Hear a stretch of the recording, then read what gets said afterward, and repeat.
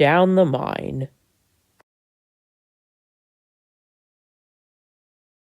One day, Thomas was at the junction when Gordon shuffled in with some trucks. "Pooh!" remarked Thomas. "What a funny smell. Can you smell a smell?" "I can't smell a smell," said Annie and Clarabel. "A funny musty sort of smell," said Thomas. "No one noticed it till you did," grunted Gordon. "It must be yours."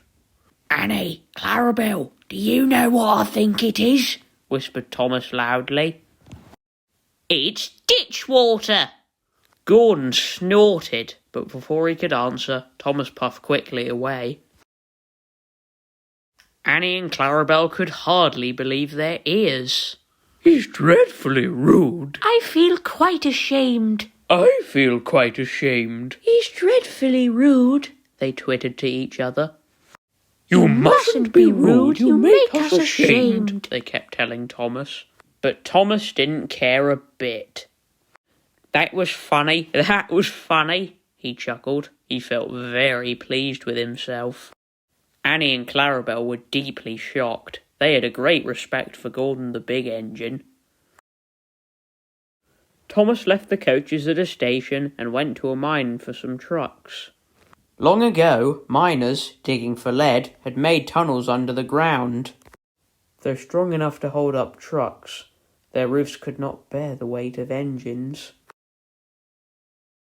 A large notice said, "Danger, engines must not pass this board." Thomas had often been warned, but he didn't care. Silly old board, he thought. He had often tried to pass it, but had never succeeded. This morning he laughed as he puffed along. He had made a plan. He had to push empty trucks into one siding and pull out full ones from another.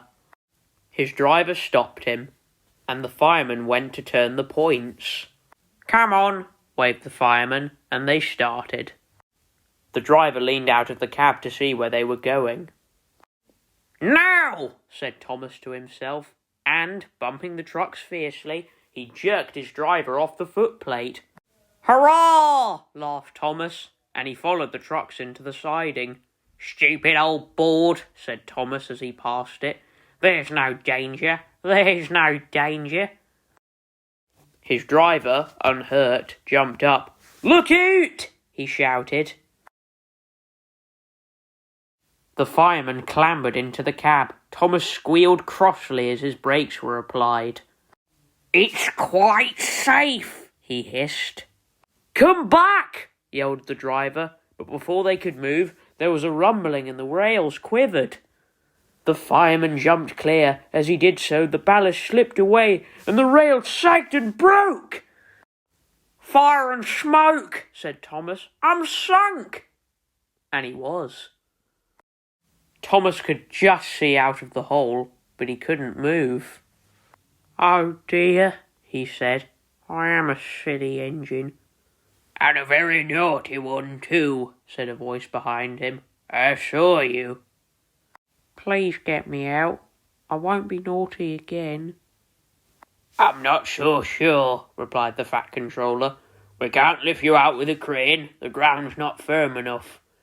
Let me see. I wonder if Gordon could pull you out." Yes, sir," said Thomas nervously. He didn't want to meet Gordon just yet. "Down a mine, is he? Oh, oh, oh," laughed Gordon. "What a joke, what a joke," he chortled, puffing to the rescue. "Poop, poop, little Thomas," he whistled. "We'll have you out in a couple of puffs." Strong cables were fastened between the two engines. "Poop, poop, poop."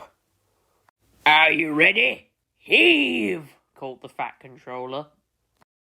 But they didn't pull Thomas out in 2 puffs. Gordon was panting hard and nearly purple before he had dragged Thomas out of the hold and safely past the board. "I'm sorry I was cheeky," said Thomas. "That's all right, Thomas. You made me laugh. I like that." "I'm in disgrace," Gordon went on pathetically. "I feel very low." I'm in disgrace too, said Thomas. Why, so you are, Thomas. We're both in disgrace.